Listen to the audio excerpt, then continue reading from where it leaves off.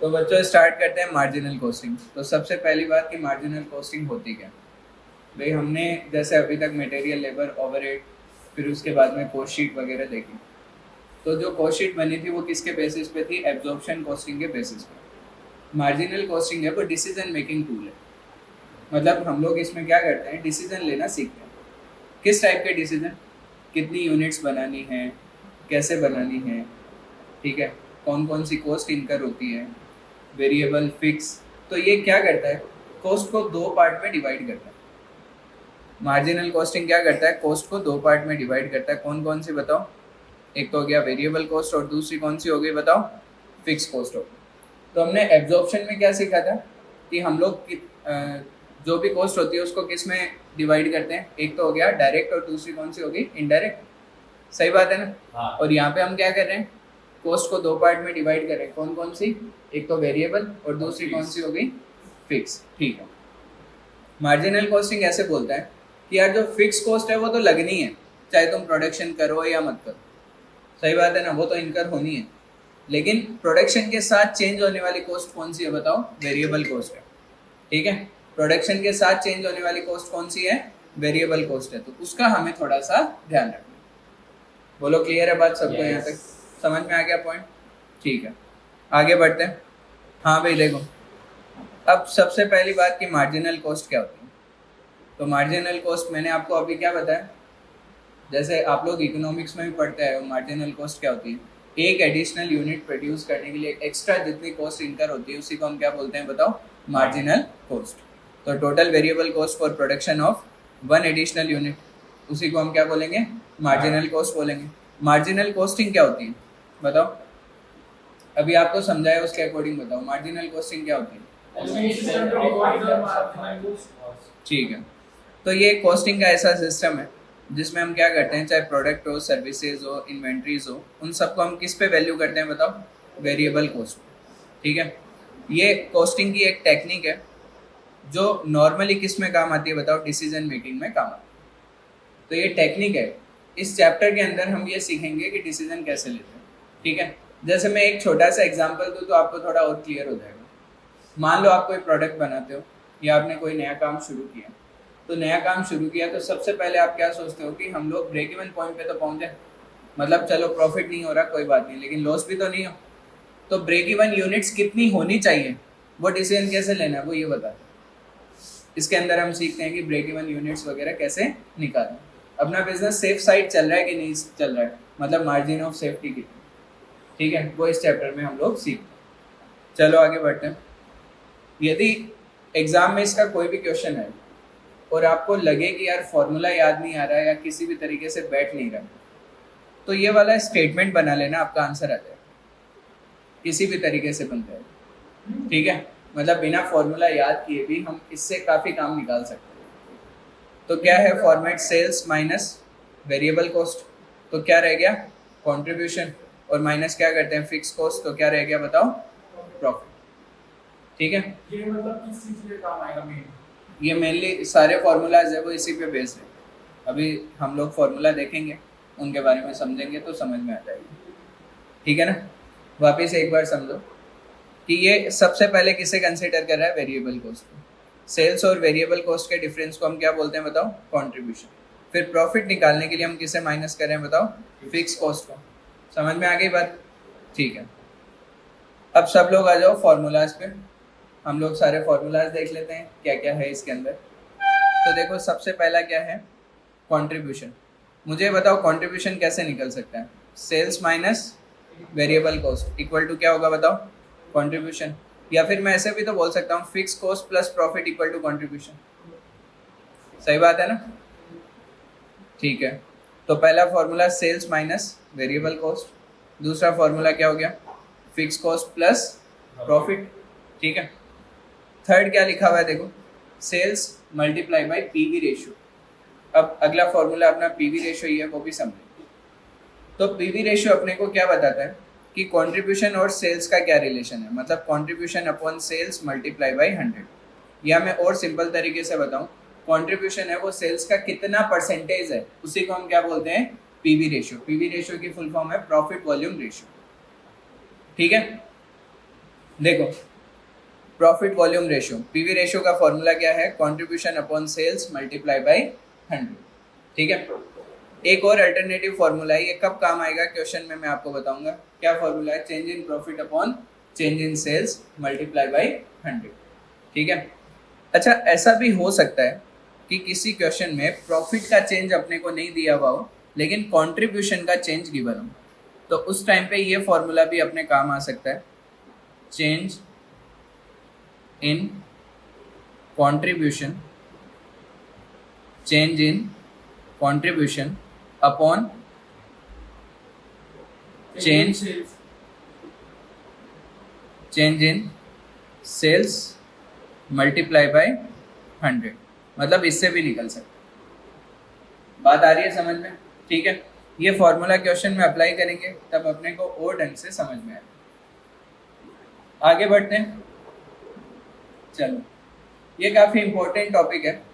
Break even point सब लोग identify करना चाहते हैं, केवल इसलिए नहीं कि हम ये जान सकें कि जैसे केवल ये जान सकें कि अपना प्रॉफिट होना कब से शुरू होगा, केवल इसलिए नहीं।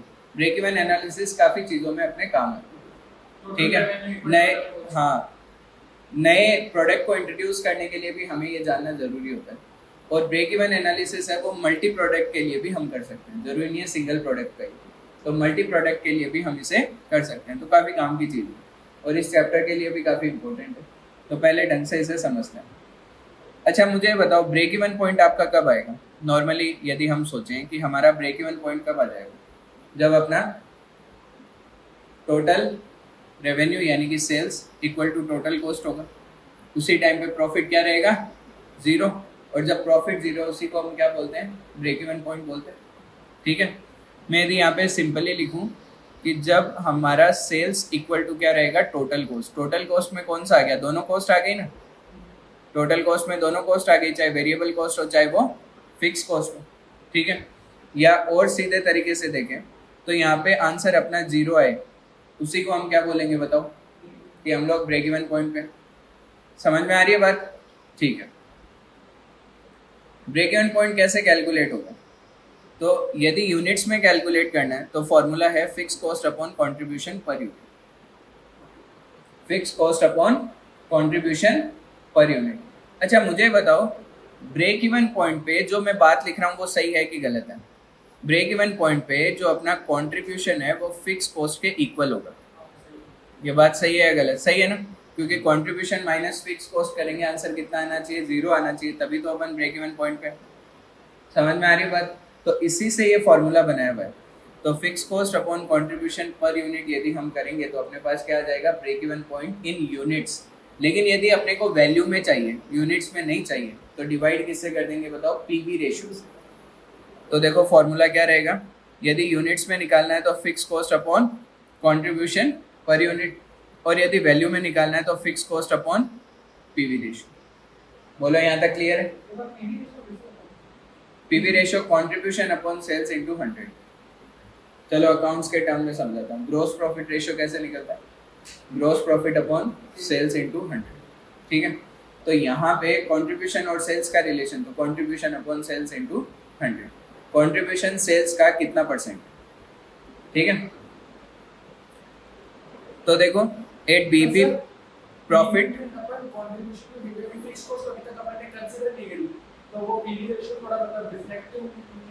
ना नहीं, मान लो अपन प्रॉफिट करते थे पहले अपन, तो प्रॉफिट तो अपन को पता है इसके आगे केवल टैक्स कटेगा और कुछ नहीं कटेगा। तो प्रॉफिट अपन से करके ग्रॉस प्रॉफिट रेशियो निकाल दे।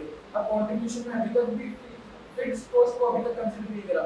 Gross contribution upon sales account क्या देता है, मतलब प्रोवाइड, ये अपने को काफी इनसाइट्स देता है और डिसीजन मेकिंग में काम आता है। कैसे, एक छोटा सा एग्जांपल लेके समझाता हूँ। यदि ब्रेक इवन पॉइंट पे अपन आ गए, प्रॉफिट कितना हो गया, जीरो हो गया। अब जितनी भी यूनिट तू सेल करेगा उसमें तेरा कंट्रीब्यूशन इक्वल टू प्रॉफिट रहेगा, यस और नो, सोच एक बार। जितनी भी यूनिट अब तू सेल करेगा ब्रेक इवन पॉइंट से, जितनी भी ऊपर यूनिट सेल करेगा उसमें क्या होगा, प्रॉफिट इक्वल टू कंट्रीब्यूशन होगा कि नहीं होगा, सोच एक बार। क्योंकि फिक्स कॉस्ट तो ब्रेक इवन पॉइंट तक पूरी यूज आ चुकी है, पूरी माइनस हो चुकी।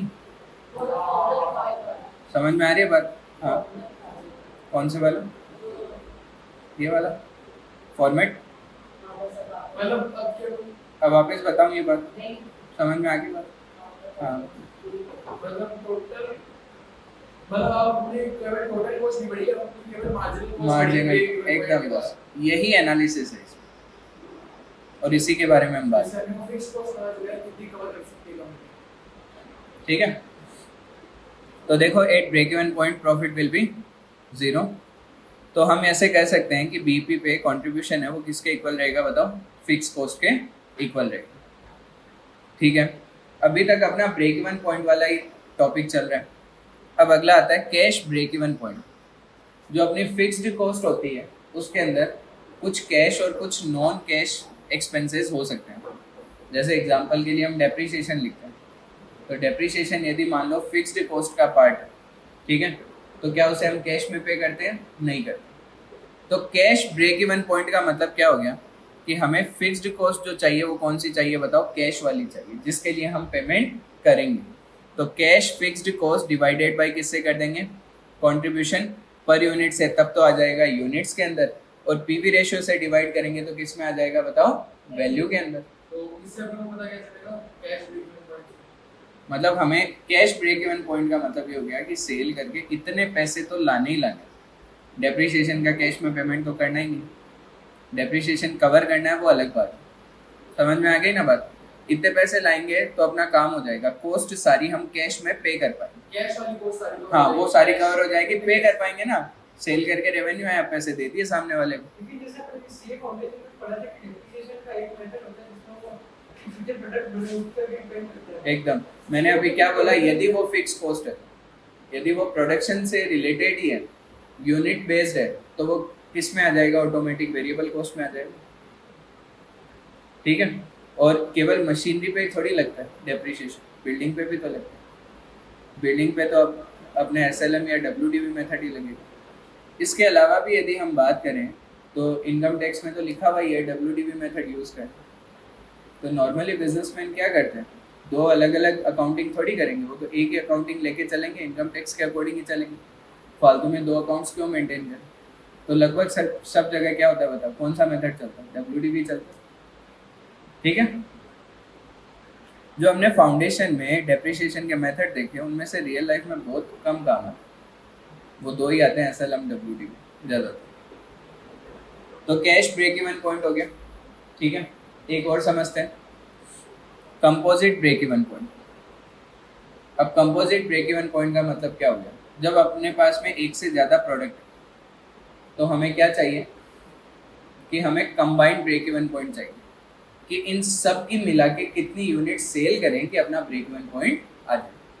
समझ में आ रही बात? मान लो एक कंपनी है जिसमें दो प्रोडक्ट है, ठीक है, तो दोनों प्रोडक्ट की मिला के कितनी यूनिट सेल की जाए, क्योंकि फिक्स कॉस्ट तो क्या रहेगी? कॉमन रहेगी। फिक्स कॉस्ट यदि डिविजेबल है, दोनों में अलग अलग लिख सकते हैं, तब तो कोई दिक्कत ही नहीं है, फिर कंबाइन करने की ज़रूरत ही नहीं है। लेकिन नॉर्मली हमें क्या करना पड़ेगा? फिक्स कॉस्ट तो कॉमन ही मिलेगी क्वेश्चन के अंदर, तो फिर हमें क्या करना पड़ेगा? हमें कंबाइंड ब्रेक इवन पॉइंट निकालना पड़ेगा। उसके लिए हमें चाहिए कंबाइंड कंट्रीब्यूशन पर यूनिट। क्या चाहिए उसमें? Combined contribution per unit. हाँ, नहीं सेम नहीं निकलेगा, ऐसा नहीं है। कंबाइंड निकलेगा मतलब दोनों की मिला के कितनी यूनिट सेल करनी है। क्वेश्चन में उसमें सेल्स रेशियो जरूर गिवन हो। मतलब मान लो कि अपने पी एंड क्यू प्रोडक्ट है, तो प्रोडक्ट पी की कितनी यूनिट सेल होगी और प्रोडक्ट क्यू की कितनी यूनिट सेल होगी, उनका रेशियो क्या है वो क्वेश्चन में दिया हुआ रहेगा। ऐसे गिवन है मान लो 7:3, मतलब हम एक ही टाइम में, हाँ, तो वो उस हिसाब से हम डिवाइड कर लेंगे। हाँ, अगर फिक्स कॉस्ट अलग नहीं हो पा रही तब तो कंपोजिट ब्रेक इवन पॉइंट के लिए जाएंगे। हाँ, अलग हो पा रही है यदि क्वेश्चन ने बोला है तो इसके किसी क्वेश्चन में अलग नहीं होगी, ये मैं पहले ही बता दूं। अलग होगी नहीं, क्वेश्चन ऐसे देगा। हाँ होगी नहीं, अपने को करनी भी नहीं है, कंबाइन ही निकाल। समझ में आ जाएगा क्वेश्चन करेंगे तब। एक एग्जांपल मैंने फिर भी डाला हुआ थोड़ा सा समझने के लिए। देखो फॉर्मूला भी देख लो। कंपोजिट ब्रेक इवन पॉइंट कैसे निकलेगा? Common fix cost divided by किससे डिवाइड करना है बताओ? Composite contribution per unit. हमें कंपोजिट कंट्रीब्यूशन पर यूनिट चाहिए, मैं इसको ऐसे भी बोल सकता हूँ कंबाइंड कंट्रीब्यूशन पर यूनिट, तो इससे कोई फर्क नहीं पड़ेगा। ठीक है, चलो कॉमन फिक्स कॉस्ट तो अपने को क्वेश्चन बताएगा ना, ठीक है, ये हम कैलकुलेट करेंगे। तो कैसे कैलकुलेट करेंगे, एक एग्जांपल है उससे समझ लो। जैसे मान लो दो प्रोडक्ट है, product A product B, selling price per unit 20-30, variable cost per unit 10 and 18। तो कंट्रीब्यूशन पर यूनिट कितना आ गया, 10 एंड 12। यहाँ तक ठीक है, समझ में आ गया सबको। इनका सेल्स रेशियो गिवन है 3:2। इसका मतलब क्या है 3:2 का मतलब, यदि मान लो एक बार में ए की 3 यूनिट सेल होगी तो बी की 2 यूनिट सेल होगी, इसी रेशियो में हम कंटिन्यूअसली इनकी सेल करते हैं। समझ में आ गई बात। ये रेशियो निकलता कैसे, ये रेशियो कंपनी के पास रिकॉर्ड से, एक्सपीरियंस से निकलता है। ठीक है, अपने को क्वेश्चन में गिवन होगा तो अपने को ज्यादा माथाफोड़ी करनी नहीं। अब मान लो ऐसा है कोई कंपनी 3 प्रोडक्ट्स बनाती है, तो वो जैसे 2 प्रोडक्ट की लोग कंबाइंड फिक्स कॉस्ट दे रखी है और एक प्रोडक्ट की अलग से दे रखी है, और अपने को एक कॉमन फिक्स कॉस्ट दे रखी है। तो कॉमन में से अलग वाली को माइनस करेंगे, फिर जो जितनी बचेगी वो कॉमन फिक्स कॉस्ट उन दो प्रोडक्ट। जो तूने सोचा है उस टाइप का भी क्वेश्चन है ही नहीं, यही है केवल कंबाइंड वाले ही। कंबाइंड के अंदर कॉमन ही है फिक्स कॉस्ट, सेपरेट नहीं है। हाँ यस, कैलकुलेशन है और डिसीजन मेकिंग। स्टार्टिंग में केवल फॉर्मूला बेस्ड क्वेश्चन है, फिर डिसीजन कैसे लेना है वो देखिए। अच्छे टॉपिक्स है इसके अंदर। तो सेल्स रेशियो कितना है बताओ, 3:2। तो कंपोजिट कंट्रीब्यूशन पर यूनिट कैसे निकलेगा वो देखो। हमें क्या करना है, इसका कंट्रीब्यूशन कितना है बताओ, 10। तो 10 का कितना लेना है, 3/5। ठीक है, और इधर इसका कितना है, 12। 12 का कितना लेना है, 2/5। मैं इसका दूसरा तरीका बताऊं आपको, ये तो हो गया रेशियो में डिवाइड करना। चलो एक नई चीज़ ट्राई करते हैं। मुझे एक बात बताओ, ए का अपने को पर यूनिट पे कंट्रीब्यूशन 10 रुपीज़ मिलेगा ना, और बी का कितना मिलेगा, 12 रुपीज़। ठीक है, ए की एक बार में कितनी यूनिट सेल होगी बताओ, 3 यूनिट्स। और बी की कितनी सेल होगी बताओ, 2 यूनिट्स। टोटल कितना हो गया, ए से अपने को 30 रुपीज़ मिलेंगे कंट्रीब्यूशन के, इसके 24। टोटल कितना आएगा, 54। और टोटल यूनिट कितनी है भाई, 5। मतलब 5 यूनिट से अपने को 54 रुपीज़ आएंगे। तो पर यूनिट कितना है, हाँ ये कंबाइंड ऐसे भी निकाल सकते हैं। अब देखो ये 3 और 2 यूनिट्स है, इसकी जगह अपने को 3000 या फिर 2000 180 यूनिट्स दे रखे हो, कुछ भी दे रखा हो अपन तो उसे सिंपलीफाई करके रेशियो तो निकाल ही सकते हैं, क्या दिक्कत है। तो ऐसे निकाल के दिखा सकते हैं, ऐसे भी निकाल के दिखा सकते हैं, एकदम ये सही है, कोई प्रॉब्लम नहीं। समझ में आ गया ना सबको। तो इससे भी वही आएगा, 10.8 ही आएगा। बोलो क्लियर है, ठीक है। चलो एक चार्ट और देख लेते हैं, ब्रेक इवन चार्ट। देखो सब, नॉर्मली इकोनॉमिक्स के अंदर हम लोग ये चीज़ें देख चुके हैं और उसी को हल्का सा रिवाइज करें। तो सबसे पहले हम बात करें सेल्स की। क्या सेल्स जीरो हो सकती है, पॉसिबल। सेल्स जीरो से लेके कितनी भी हो सकती, क्लियर है। तो ये हो गया सबसे पहला सेल्स। फिर सेकंड बात करें फिक्स कॉस्ट की। मुझे बताओ फिक्स कॉस्ट जीरो होती है क्या, कभी भी नहीं होती है। तो फिक्स कॉस्ट जीरो नहीं होती, तो फिक्स कॉस्ट की स्ट्रेट लाइन बन गई है। ठीक है, क्या टोटल कॉस्ट जीरो होगी, क्योंकि उसमें फिक्स कॉस्ट इंक्लूड है। तो जहाँ से फिक्स कॉस्ट स्टार्ट हो रही है वहीं से स्टार्ट होगी। ठीक है, ये हो गई अपनी टोटल कॉस्ट। समझ में आ गई बात सबको, ठीक है। अब जहाँ पे टोटल सेल्स और टोटल कॉस्ट इक्वल है, वही अपना कौन सा पॉइंट है बताओ, ब्रेक इवन पॉइंट। यहाँ तक क्लियर हो गया सबको, ठीक है। फिक्स कॉस्ट और टोटल कॉस्ट के बीच का जो गैप है वही अपना क्या है बताओ, वेरिएबल कॉस्ट। समझ में आ रही है बात। टोटल सेल्स और टोटल कॉस्ट के बीच का जो गैप है आफ्टर ब्रेक इवन पॉइंट, ये क्या है बताओ, प्रॉफिट। और बिफोर ब्रेक इवन पॉइंट ये क्या है बताओ, लॉस है। सीधी सीधी बात, समझ में आ गई बात सबको, क्लियर है पॉइंट। चलो आगे बढ़ते हैं। मैं एक बार क्या है जितने भी फॉर्मूलाज है ना वो एक्सप्लेन कर दूँ, थोड़ा सा ऐसे चैप्टर के बारे में अपने माइंड में पूरा बन जाए, सेटअप हो जाए कि हाँ भाई इस चैप्टर में ऐसे ऐसे करना है। फाइनली जो अपना फॉर्मेट है उससे सारे काम हो जाए। जो अभी हमने फॉर्मेट देखा सेल्स माइनस वेरिएबल कॉस्ट वाला, वो शॉर्ट में एक बड़ा फॉर्मेट भी हम बनाएंगे, जिसके अंदर हम लोग फिनिश गुड्स की वैल्यू वगैरह कैसे निकालते हैं वो देखेंगे। और वही फॉर्मेट कैलकुलेशन में लगा सकते हो। हाँ, उसका नाम मार्जिनल कॉस्ट शीट। नहीं, मार्जिनल कॉस्ट शीट करके ऐसा कुछ भी नहीं, स्टेटमेंट शोइंग प्रॉफिट या स्टेटमेंट शोइंग कॉन्ट्रीब्यूशन, ठीक है। चलो भाई, अब आता है सेल्स एट डिजायर्ड प्रॉफिट। अब देखो डिसीजन मेकिंग में कैसे काम आता है। ले पानी पी, थोड़ा पी ले। तू खड़ा होके पढ़ ले, खड़ा हो जा कुछ।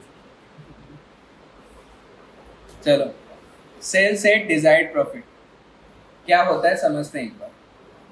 हम लोग जब भी कोई बिजनेस करते हैं तो हम लोग ऐसे प्लानिंग में ये भी तो आ सकता है ना कि यार इस साल इतना प्रॉफिट होना चाहिए, ये भी तो एक प्लानिंग का पार्ट है। तो इतना प्रॉफिट आना चाहिए, उसके लिए सेल्स कितनी करनी पड़ेगी वो भी तो आइडेंटिफाई करना पड़ेगा कि कितनी यूनिट सेल करें कि अपने को जितना प्रॉफिट चाहिए वो मिल जाए। समझ में आ रही है बात? ठीक है। इसमें अपन ब्रेक इवन पॉइंट पे जा रहे हैं, ब्रेक इवन पॉइंट से थोड़ा सा हाँ, ब्रेक इवन पॉइंट से ऊपर जा रहे हैं थोड़ा सा, कि जरूरी नहीं है जिसको जितना प्रॉफिट चाहिए वो जा रहे हैं। अगर मतलब स्टार्ट कर रहे हैं तो इतना अगर अपन सेल करेंगे तो इतना प्रॉफिट कमाने लगेंगे। हाँ, तो जितना प्रॉफिट चाहिए उसके लिए सेल कितनी करनी पड़ेगी। हाँ, तो वो हम कैलकुलेट करेंगे ताकि उतनी सेल पे अपन जाए। समझ में आ गई बात? तो प्लानिंग में काम आ रहा है यहाँ पे। देखो, तो डिजायर्ड प्रॉफिट यूनिट्स में भी निकाल सकते हो, मतलब कितनी यूनिट सेल करनी है कि अपना डिजायर्ड प्रॉफिट है वो अपने को अचीव हो जाए। तो यूनिट में भी निकल सकता है और वैल्यू में भी निकल सकता है। यदि यूनिट में निकालेंगे तो डिवाइड में कंट्रीब्यूशन पर यूनिट रहेगा, और यदि वैल्यू में निकालेंगे तो डिवाइड में क्या रहेगा बताओ? PV ratio. फॉर्मूला क्या है? Fix cost upon plus desired profit upon contribution per unit, या फिर fix cost plus desired profit upon PV ratio. ठीक है। देखो, मैं आपको वापस ऊपर एक बार लेकर चलता हूँ जहाँ पे अपन ने स्टेटमेंट बनाया था। एक बार सब लोग मेरी बात समझना कि हमने ये डिसाइड कर लिया कि हमें प्रॉफिट चाहिए 5 लाख का। फिक्स कॉस्ट अपने को ये पता ही है कि कितनी है, 7 लाख। तो टोटल कंट्रीब्यूशन कितना चाहिए होगा बताओ? 12 लाख हो गया। अब आपको कंट्रीब्यूशन पर यूनिट पता है तो आप क्या निकाल सकते हो? कितनी यूनिट सेल करनी। सही बात है ना? पीवी रेशियो पता है तो पीवी रेशियो किसका रिलेशन है? सेल्स और कंट्रीब्यूशन का। इन दोनों को प्लस करते ही ऑटोमेटिक अपने पास कंट्रीब्यूशन आ गया। तो कंट्रीब्यूशन अपॉन पीवी रेशियो करेंगे तो सीधा कहाँ पहुंच जाएंगे बताओ? सेल्स पे। तो नॉर्मल इक्वेशन है जैसा हम आज तक करते आए, अलग कुछ भी नहीं है। चलो, डिजायर्ड प्रॉफिट समझ में आ गया सबको? क्लियर है? ठीक है। Margin of safety. अब मार्जिन ऑफ सेफ्टी क्या है वो समझते हैं। ऐसे घर वाले बोलते हैं ना कि इससे दूर रहकर सेफ रहेगा तो, है ना? तो कईयों को याद आ रहा है। हाँ, तुम दोनों तो खास कर याद है ना? तो ब्रेक इवन पॉइंट से हम जितना दूर निकल जाएंगे उतना ही हम सेफ रहेंगे। मार्जिन ऑफ सेफ्टी है क्या? आगे की तरफ जाना। तो नीचे ही जा, ज्यादा ठीक है। हाँ, चला ही जा। है ना? तो देखो वापस सुनो, मार्जिन ऑफ सेफ्टी का मतलब क्या है कि हम ब्रेक इवन सेल से कितना आगे निकल चुके हैं, वही अपनी क्या है? Margin of safety. ऐसा क्यों बोला जाता है कि हम सेफ है? हम ब्रेक इवन पॉइंट से जितना आगे रहेंगे मार्केट में होने वाले चेंजेस का इम्पैक्ट जो है वो अपने बिजनेस पे कम आएगा। जैसे एग्जांपल लेते हैं, मान लो आपकी मार्जिन ऑफ सेफ्टी है 1 लाख यूनिट्स और करंट में आप एक्चुअल में सेल कर रहे हो 1,05,000 यूनिट्स, तो क्या आपका बिजनेस सेफ है? बिल्कुल नहीं। थोड़ा सा मार्केट में डाउनफॉल आया तो आप ब्रेक इवन पॉइंट पे या लॉस में चले जाओगे। ठीक है। और लॉस कितने टाइम तक हम सर्वाइव कर सकते हैं उस पर डिपेंड करता है। मान लो आपका ब्रेक इवन पॉइंट है 1 लाख यूनिट्स और आप यूनिट सेल कर रहे हो 20 लाख यूनिट्स, तो आप बहुत ज़्यादा सेफ हो। इसी चीज़ को, इसी गैप को हम क्या बोलते हैं? Margin of safety. समझ में आ गई बात? हाँ। क्या? यूनिट में भी तो निकाल सकते हैं ना। वैल्यू आ गई तो डिवाइडेड बाय सेलिंग प्राइस करते हैं, तब निकल जाएगी ना यूनिट में। ठीक है। चलो, अभी हमने ये चार्ट देखा था ना, एक बार इधर समझो। ये अपना ब्रेक इवन पॉइंट हो गया ना, सही बात है। इसके बाद का जो ये एरिया, इसे क्या बोलेंगे? Margin of safety. समझ में आ रही है बात? यही अपना क्या है? Margin of safety. देखो मान लो अपनी जो सेल्स है अभी इस पॉइंट पे है, ठीक है, इस पॉइंट पे अपनी सेल्स है, यहाँ तक क्लियर है, और ये अपना ब्रेक इवन पॉइंट है। तो ये जो गैप है ये क्या है बता, मार्जिन ऑफ सेफ्टी। अब फॉर्मूला खुद बताओ क्या बना, actual sale minus BP sale, तो वही अपनी क्या है, मार्जिन ऑफ सेफ्टी है। ठीक है, आ जाओ। तो देखो margin of safety actual sales minus BP sales, ठीक है। इसका एक और अल्टरनेटिव फॉर्मूला होता है प्रॉफिट अपॉन पीवी रेशियो। ये भी किसको इंडिकेट करता है, मार्जिन ऑफ सेफ्टी को इंडिकेट करता है। क्या volume, units, profit volume ratio यहाँ पे। अच्छा पीवी रेशियो के लिए तो पूछा है, वी के लिए पूछा, वॉल्यूम तो यूनिट को ही बोलना है, क्वांटिटी यूनिट्स, कितनी यूनिट पे प्रॉफिट करते हो, कितना नहीं एक्चुअल में प्रॉफिट नाम से पूरा सेंस निकालने ऐसा है नहीं इसका नाम। अब जैसे तू बोले कंट्रीब्यूशन क्या है, नाम का मतलब तो हाँ, profit volume ratio PV ratio, तो प्रॉफिट का और क्वांटिटी का रिलेशन। यहाँ पे प्रॉफिट का जो सेंस है वो कंट्रीब्यूशन से। समझ में आ रही है बात। अब तो बोलेगा मान लो वैल्यू में निकाला तो वॉल्यूम का क्या काम है, नाम से सेंस नहीं। हाँ बोल। मतलब अगर जैसे यूनिट पे कितना कंट्रीब्यूशन है, पीवी रेशियो कंट्रीब्यूशन और सेल्स, कंट्रीब्यूशन है वो सेल्स का कितना परसेंट, चाहे वो यूनिट में हो और चाहे वो टोटल वैल्यू में हो, उससे कोई फर्क नहीं, सेम ही आएगा। 50% पीवी रेशियो और सिर्फ हाँ बस वही समझा, इसी पॉइंट पे कि प्रॉफिट अपॉन पीवी रेशियो कैसे हो। चलो भाई, समझाने के लिए वापस अपने को अपनी जगह चलना पड़ेगा। ये रही देखो, एक एग्जांपल ले रहे हैं कि अपनी एक्चुअल सेल जो है, मैं यहाँ पे शॉर्ट में लिख रहा हूँ, एक्चुअल सेल है वो है 20,000 यूनिट्स, ठीक है। और जो अपना ब्रेक इवन पॉइंट है वो मान लेते हैं 15,000 यूनिट्स, ठीक है यहाँ तक। चलो हमने एक चार्ट बनाया, एक स्टेटमेंट बनाया, 15,000 यूनिट का अलग बनाया और 5,000 यूनिट का अलग बनाया, ठीक है। हाँ एक यूनिट के साथ अपन यूनिट के साथ लेते हैं, प्रॉफिट ये अपन यूनिट के ले रहे हैं, तो यूनिट को तो लॉस भी हो सकता है, क्या मतलब अपन लॉस, तो मैं मना थोड़ी कर रहा हूँ, लॉस नहीं हो सकता। भी अगर बन रहा है तो अपने अपन बीपी से ब्रेक इवन पॉइंट से तो ऊपर जा रहा है तो लॉस कैसे होगा, पहले तो ये हो जाएगा लॉस। ब्रेक इवन पॉइंट तक तेरी टोटल कॉस्ट कवर हो चुकी है, अब पर यूनिट तेरी वेरिएबल कॉस्ट ही लगनी है, वो भी ऑलरेडी कवर हो ही रही है।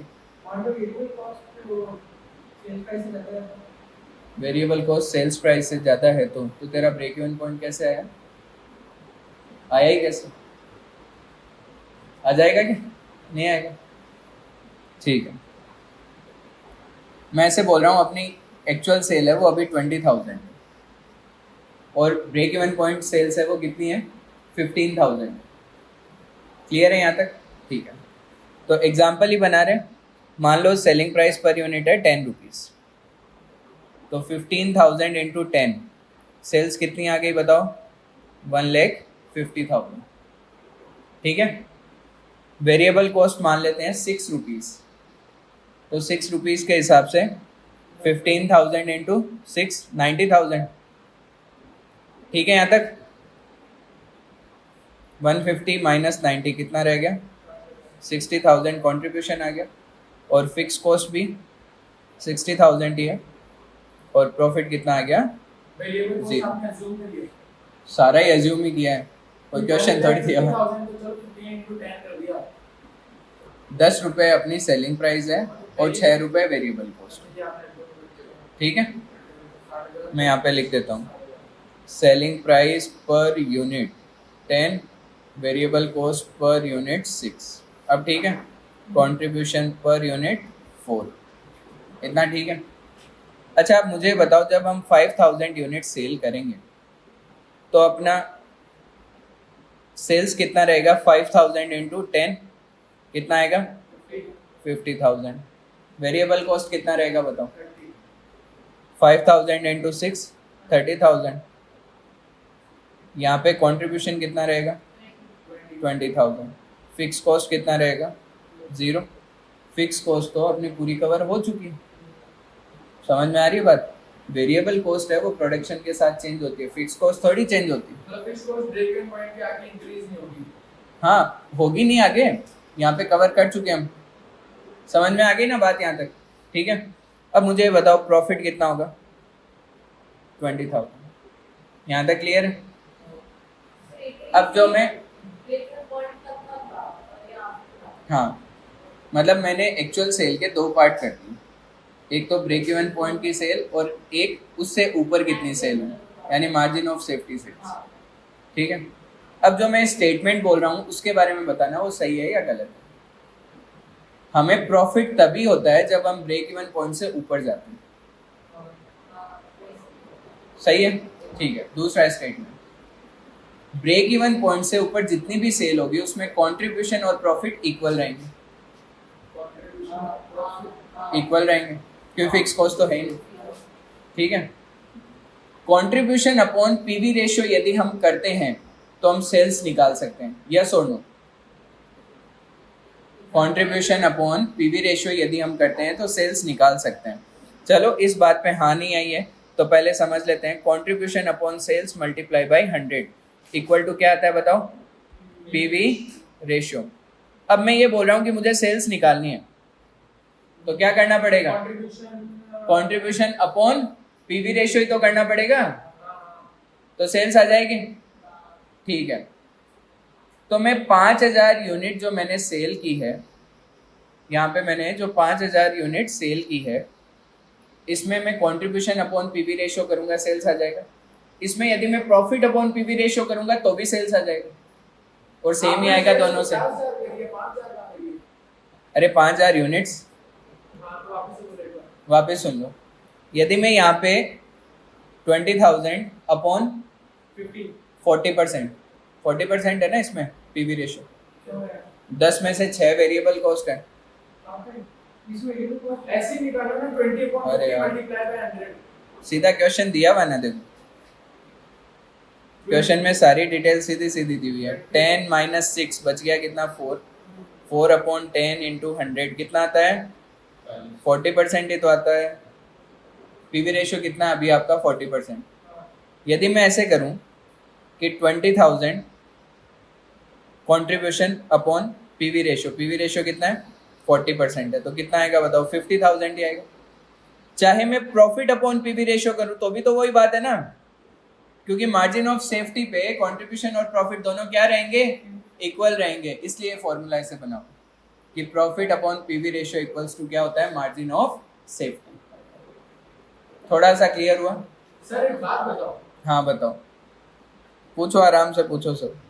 अपन ऐसा करते हैं, आपने ये जो 2 4 अपॉन 10 वगैरह करा, ये समझ अपन ऐसा करते हैं 20,000 कंट्रीब्यूशन है अपना, ठीक है, divide by 50,000 multiply by 100। PV ratio आता अपना 40%। हाँ वैसे भी वही आता था।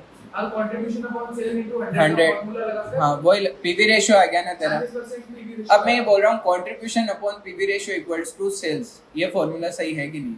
ये बता। यही होगा। हाँ यही होगा। तो तो अब मुझे ये बता कि यहाँ पे मैं प्रॉफिट अपॉन पीवी रेशियो करूंगा तो भी तो मेरी सेल्स आ जाएगी मार्जिन ऑफ सेफ्टी, क्योंकि मार्जिन ऑफ सेफ्टी पे क्या होता है?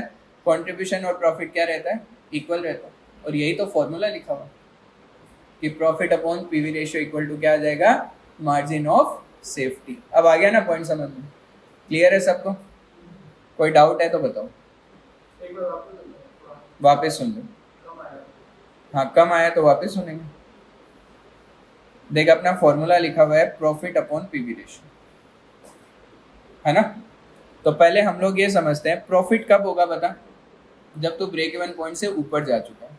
ब्रेक इवन पॉइंट से जितनी ज़्यादा यूनिट सेल करेगा उन्हीं पे प्रॉफिट होगा। क्लियर है?